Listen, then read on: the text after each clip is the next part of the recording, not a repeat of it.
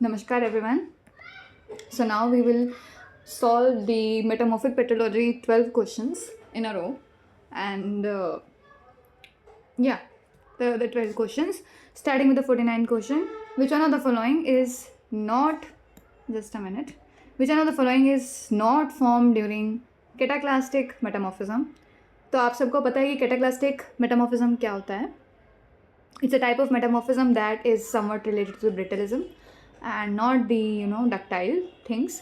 So इसमें से कौन से एसोसिएटेड नहीं है. तो मैं आपको बता दूं कि जो फॉल्ट गोज होता है वो बहुत ही फाइन ग्रेन्ड एकदम सिल्ट साइज मटेरियल होता है, जो कि तब फॉर्म होता है जब इंटेंस क्रशिंग और ग्राइंडिंग ऑफ रॉक्स होती है during a faulting. Fault goes वहाँ पे फॉर्म होता है. सूडोटेकिलाइट जो है वो बहुत फाइन और सूडोटेकिलाइट ग्लासी होता है and it's formed during the frictional melting during seismic activity. So there is a frictional melting during seismic activity. सूडोटेकिलाइट वहाँ पे फॉर्म होता है. आपके जो फॉल्ट ब्रेशिया है वो जो है वो कोर्स ग्रेन्ड, ये फाइन नहीं है, ये कोर्स ग्रेन्ड जो है रॉक है जो कि एंगुलर फ्रेगमेंट से कंपोज होता है और ये भी वहीं पे फॉर्म होता है जहाँ पे ब्रिटल फ्रैक्चरिंग होती है फॉल्टिंग के अलोंग. तो ये तीनों तो फॉल्टिंग होते हैं. अब हॉर्नफेल्स की बारी आई. हॉर्नफेल्स जो है वो किसका प्रोडक्ट है? वो कॉन्टैक्ट मेटामॉर्फिज्म का प्रोडक्ट है, ना कि कैटाक्लास्टिक का. ये तब फॉर्म होता है जब इग्नियस इंट्रूजन से हीट जो है वो जनरेट होती है और फिर वो रिक्रिस्टलाइजेशन हो जाता है without deformation. Then they get the recrystallize without any deformation. So our answer would be hornfels. Correct answer. Okay, now coming to the next question, that is 50, that is match the following. Okay, so match the following में we have the list 1 that is protolith rock and this list 2 is the metamorphic equivalent. तो sandstone जो है it gets convert to, as far as I know, to the quartzite. limestone जो है वो marble में convert होता है. तो A और C तो sort हो गया. A हमारा है 3 और C है हमारा 2. ठीक है. ओके, तो यहीं से हमारा क्वेश्चन सॉल्व हो गया. ठीक है. अब मार्ल जो है according to the question B का 4th है कैल्सिलिकेट और शेल जो है वो मेटापेलाइट है. मेटापेलाइट, अब देखो मेटापेलाइट के बारे में अगर मैं बताऊँ, शेल जो है एक फाइन ग्रेन सेडिमेंट्री रॉक होता है जो कि क्ले मिनरल्स के अंदर बहुत रिच होता है और फिर वो मेटापेलाइट्स के अंदर मेटामॉर्फोज हो जाते हैं. और जो मार्ल है वो मिक्सचर होता है किसका? क्ले का और कार्बोनेट मिनरल्स का. ठीक है, under metamorphism and it forms the calcsilicate rocks that are rich in the calcsilicate minerals. तो ये दो हमारे लिए कुछ हद तक नए नहीं थे, बट या इस तरीके से आप सॉल्व कर सकते हैं. अब आ जाए 51 क्वेश्चन पे. तो which are the following statement is not correct. कौन सी स्टेटमेंट करेक्ट नहीं है? पहली स्टेटमेंट है कि heat generated by radioactive decay is higher in oceanic crust than continental crust, जो कि गलत है. हमें सबको पता है कि हीट जनरेट जो होती है रेडियो एक्टिव डिके जो है वो कॉन्टिनेंटल क्रस्ट में जाता है इंस्टेड ऑफ ओशनिक क्रस्ट, जो कि ये गलत है. मतलब कि गलत नहीं है, हमारा आंसर ये सही है क्योंकि नॉट करेक्ट पूछ रहा है. अब आ जाए young oceanic crust has higher heat flow than older oceanic crust, that is correct. Continental crust has higher heat flow than oceanic crust, that is also correct. At mid oceanic ridges heat is brought in the crust by rising body of the magma, that is also correct.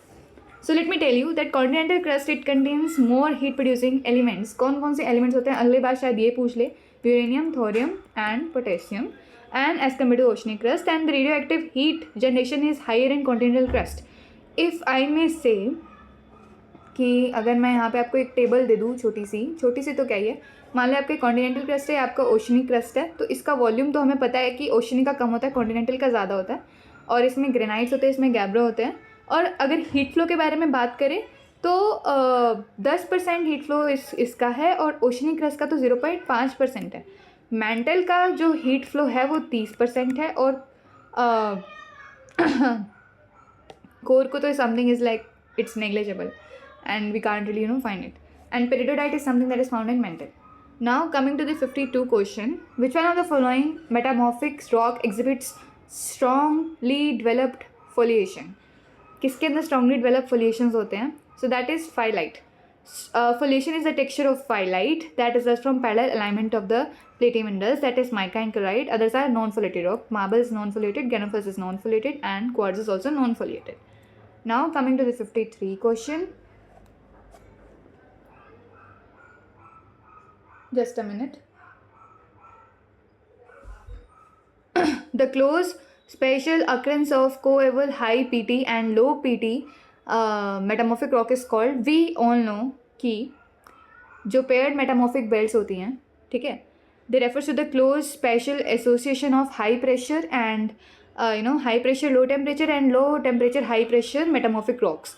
So it is something that is found, these two varieties are something found in subduction zone. Paired metamorphism subduction zone के along ही find होता है. और ये concept मियाशिरो ने दिया था ऑरिजेनिक belts के लिए. अब जो हाई प्रेशर और लो टेम्परेचर बेल्ट्स होती हैं उसके अंदर हमें क्या मिलता है, उसके अंदर हमें ब्लू शिस्ट और इक्लोजाइट की फेशिस मिलती है and form in a subducting slab under high pressure and literally low temperature.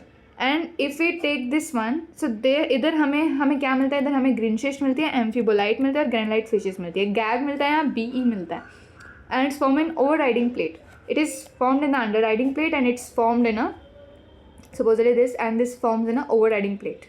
ठीक है, and where magnetism increases temperature at lower pressures. So paired metamorphic belt. Now you should know कि metamorphic core complex जो है उसकी functioning, contact metamorphic Errol की functioning और एक्सोस्कार्न और एंडोस्कार्न की फंक्शनिंग, ये फंक्शनिंग ढूंढना आपका होमवर्क है. Now 54th question. Intimate intergrowth of two more minerals that have nucleated and grown together in a single shell of reaction rim is known as symplectite texture. Let me tell you, symplectite texture कुछ आपको, अगर आपने metamorphic rocks को अगर आपने देखा होगा under microscope, so it looks like this. Symplectite texture ये है कि ये इनमें इंटरग्रोथ होती है दो मिनरल्स की जो कि न्यूक्लिएट हुए हैं, ग्रोन हुए together in a single shell of a reaction rim. So sometimes there are three continuously nucleating phases and sometimes there are two, and it's vermicular, like worms like or rodent in form, and it's where it is found, it is found in the retrogress granulites. Symplectite it's found where, okay, that it's telling. अब then the homework is कि आपको mode, सुडोमॉर्फ और एक्सोल्यूशन के बारे में भी पता होना चाहिए. Now coming to the 55th question. Incomplete replacement of earlier minerals produces coronal texture. That is bit easier. Why? Corona texture जो है वो तब फॉर्म होता है जब आपका इनकम्प्लीट रिप्लेसमेंट रह जाता है आपकी अर्लियर मिनरल्स का, जिसकी वजह से मेटामॉर्फिक और metasomatic, typically during the metamorphic और metasomatic reaction, it appears as a reaction rim surrounding mineral grain indicating a partial transformation that change under the PNT conditions. Now you should know what is decussate texture. Your homework is granoblastic and kink bands. ये तीन आपको पता होने चाहिए. Okay, now coming to the 56th question, which one of the following is not related to the recrystallization process? There is a whole unit on recrystallization in the JD Winter, and if you have done that, you should know कि grain boundary area reduction, subgrain rotation, grain boundary migration, ये तीनों के तीनों उसमें है, but mechanical crushing of grains is not there.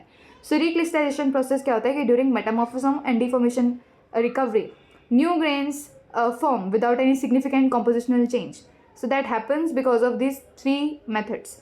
And talking about the mechanical crushing, it is operational at very low temperature and pressure. If I may give you a bit of a diagram, then suppose this is stress and this is temperature, and our diagram is like this. So this is volume diffusion creep, this is grain boundary diffusion creep, this is dissolution creep, this is dislocation creep, and this here is a fracture and mechanical crushing that comes. Now coming to the 57th question. Which one of the following reaction can be used as a good geobarometer? Geobarometer is something that is used to measure the pressure.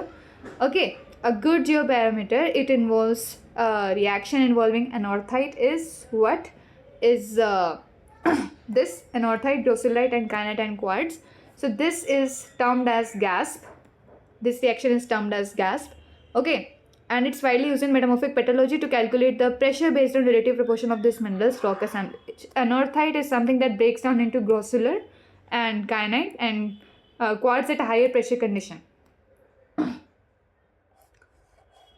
So now we have this diagram.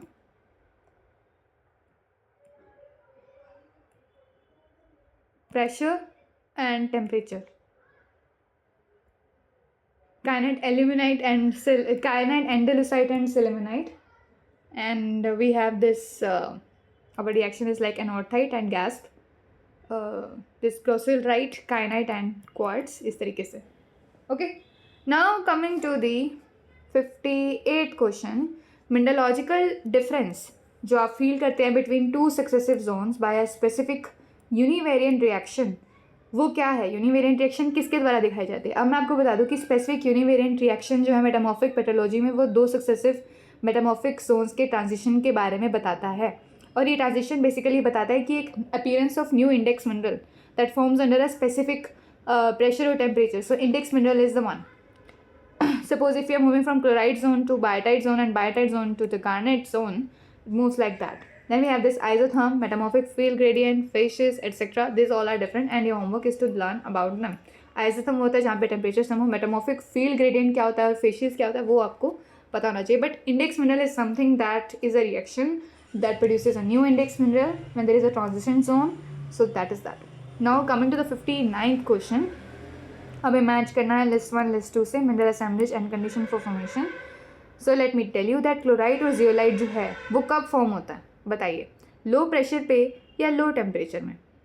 एक एंडेजिसाइड cordierite and chlorite है और एक chloride और zeolite है. Chloride and zeolite is something that forms under the lower temperature condition. एंडेजिसाइड cordierite and chlorite is something that forms under the lower pressure condition. Sapphire and quartz, it's at the ultra high temperature and garnet and ophiolite at the higher pressure condition. So if you know this, B का 3 and C का 2, B का 3 and C का 2, तो दो तो आपके अलग अलग हो गए. Chlorite and zeolite is at the lower temperature. Now coming to the last question of metamorphic petrology, that is 60th question. So which one of the following is the correct arrangement of mineral zones according to their appearance with increasing metamorphic grade? So if I may, this is something that all refers to the Barrovian sequence.